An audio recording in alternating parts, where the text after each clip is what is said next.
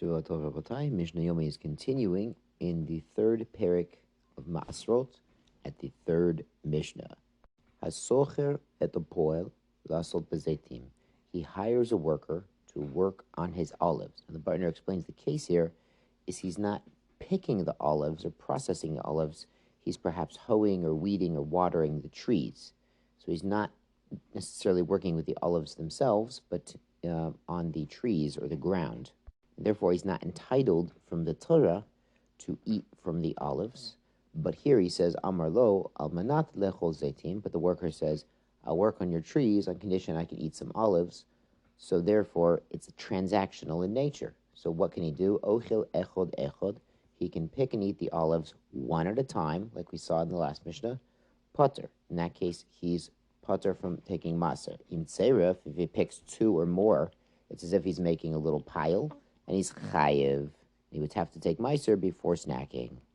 Lenokish babitzolim, if he's been hired to hoe around the onions, so again, he's not moving the onions themselves, so he's not entitled from the Torah to eat. Amarlo, and the worker says to the owner, Almanat lechol yarek, I'll work on condition that I can eat from the greenery, the green leaves sticking up from the ground. Mikartem ole v'ochel. He can pluck one leaf at a time and eat one at a time, and he's still potter from meiser. In tzerev chayiv, but if he makes a pile of leaves as he's working and then sits down to eat a bunch of onion leaves for lunch, hopefully he brought some peanut butter and jelly also, then he has to take meiser before having it. Mishnah Dalet, onto a kind of a new topic. Matza ketzitzot b'derech. He finds cut figs on the road. These ketzitzot is the same as kitziot, mitin ayin. What they do with the figs is they would cut them with a mikzoa, the fig knife. So they cut them a little bit open so that the juice can ooze out as they dry. Then they put them out in the sun to dry, and then your tainim become grogro, dried figs. So here he finds them on the road. So he wants to know if he can eat them.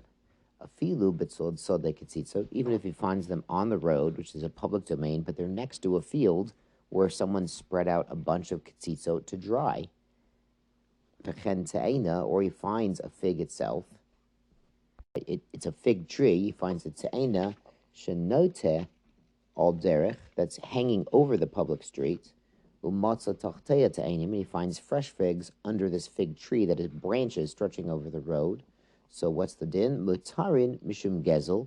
He's not stealing if he picks up the figs that are on the public property, even though we know that they belong to a certain person technically, because the branch, we see where the trunk and the roots are of the fig tree, but just the branches over the shusarabim, where we see that there's ketzitzot on the field next to the road. So they're mutter mishum gezel, upetzurot min meiser, and he also doesn't have to take meiser because these are hefker, meaning the actual owner has effectively been mafker these figs because there's yeyush. He's giving up on these figs because you understand if they sort of roll from his field or they get blown by the wind onto the street, they get kind of dirty and dusty and schmutzy and stepped on. So he doesn't bother to go out into the street and go looking for the figs that happen to be there. He doesn't bother to go and collect the figs that fell onto public property from the branch of his tree overhanging public property.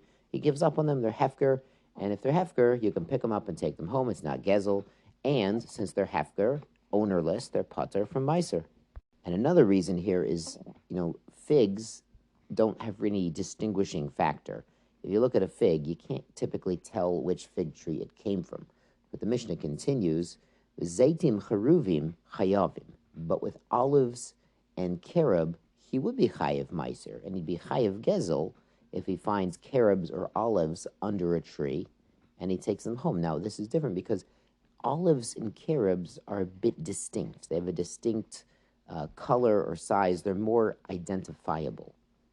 So apparently the olives on the ground would be recognizably the same as the olives on the tree, and the owner could theoretically claim, hey, those are my olives. So therefore they're not hefker, and you can't take them home, and they're chayav in meiser. Matzah grogrot, he finds dried figs, but he's not really sure if we have a gemar malocha yet. Now remember, the gemar malocha from dried figs is when he squishes them into the barrel or into the mold to make a fig cake. So the Mishnah explains, Im darasu rov b'nei adam, if most of the people around have already pressed their dried figs into the barrel or the shape, chayiv, then we can assume these ones have also had gemar malacha, and it just fell out of the barrel after it had been pressed in there. Im lov pater, but if people have not pressed their figs yet, the figs are still sort of in processing mode, they're not done, then pater, it's not done yet, no gemar malacha, so it's pater v'maiser. Matzah pilchei devela. He finds a cut slice of devela. Devela is a fig cake. They press the figs into a mold, and it was like a cake. And we saw in Trumot, it could be in different shapes even, but they would cut a slice of it. So cut a slice of it, so then you know it's done, because it's already been pressed into the mold to give it the shape, and they've simply cut off a piece. She'adua shen midavar gamar. So it's chayiv. It's chayiv in meiser. She'adua shen midavar gamar. You know there was gemar malacha before they cut the slice. V'hecharuvim, and for the carobs, on shelo knasan l'rosh hagog, up until the point where it puts them on top of the roof. That's where you dry your carobs, Rabbosai. They usually had flat roofs back then. Morid mehen l'behema. You could take them down and give them to your behema. Now, carob is not normally animal food; it's usually human food. That'd be potter.